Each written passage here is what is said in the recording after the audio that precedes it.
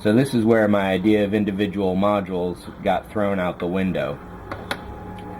So I'm now thinking of having like 3 decks of modules, and I came up with the idea of a drop ship. This obviously can't land anywhere, so they're going to need some kind of way to get down to a planetary surface. So this is going in there. I figure one module will be loaded with probes, and I also figured out the cubic space for each module. So if you've got 6.5 cubic feet, minus 10% for overhead gives you 250 cubic feet, times 15 units is 3,700 cubic feet, times 5 floors. Where did that math go? Well, let's do it now. Actually, that math was wrong because I did it by hand, and the actual numbers, let's do it here. Because it's really 6.5 times 6.5 times 10 feet tall, which gives you 420 cubic feet, times 15 per floor is 6,300 cubic feet, times 5 floors is almost 32,000 square feet. Round that down, and it's about 30,000 square cubic feet per module. So I don't know how much water you can fit into 30,000 square feet, but I figure if it's 1 gallon, then that's 30,000 gallons. If one person consumes 1 gallon per day, that's 10,000 years. So you go from there. You can get a crew of 20 for a couple decades, is what that came down to. Obviously you need water for other uses as well.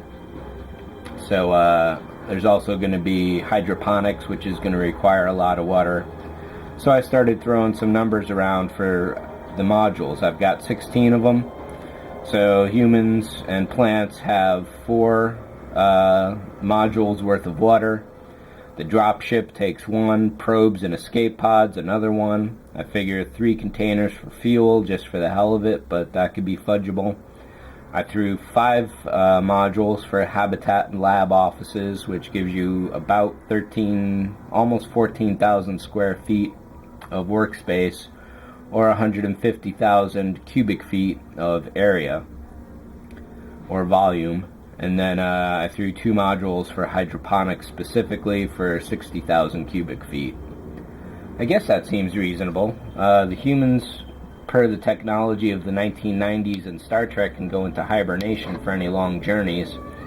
So if this is going to take 30 or 40 years to get to the nearest star, then there's no problem for them on water, but obviously the plants have to be attended to in the hydroponic section, so we got to figure something out for that. So that's what biodomes nowadays are for. So I just threw 2 modules at that, and like I said, all the water and stuff. And what I realized from all this is that if I'm going to start throwing windows around arbitrarily, I need to do deck plans for the whole thing. So the next step, before I do any more cutting or anything like that, is I'm going to trace 8 of these, 16 of these, never mind 8, and do out the basic deck plans for all of it. So I kind of had a little fun here, just drawing out how things will go. This is all top-down floor perspective.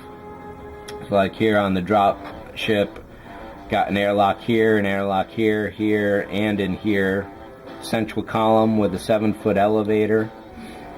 The walkways would be alternating on cardinal points per floor to add to some structural stability.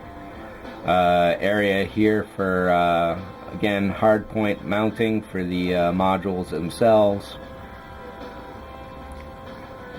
And then some area in here for actual travel access and maintenance tubes and piping and whatever else needs to go into a spaceship. So again, looking at this top down, maybe there's like a 6-foot couch here and a table here and so on. I'm not going to get that detailed about it all, but I do need to know what's on each floor per area. so that on this one I can drill some appropriate windows and probably put some details behind with some lights as well. So obviously this will be lit. I'm going to take this one as far as I can. It's going to have various mounting points so I can film it, and it's just going to go to the extreme, so obviously it needs to be done right the first time. To draw this, I just basically threw that down, but for the next one what I'm going to do is pull this back plate out, and rather conveniently this will also allow me to create the decks themselves. So I'm going to trace all those, cut them out of styrene, which is going to give me accurate representations of every deck I need. So there's going to be as many as 5 per module, which puts this at 100 feet for 10-story building, which is a good size, certainly. So if there's a few of these going around, we'll see how that goes.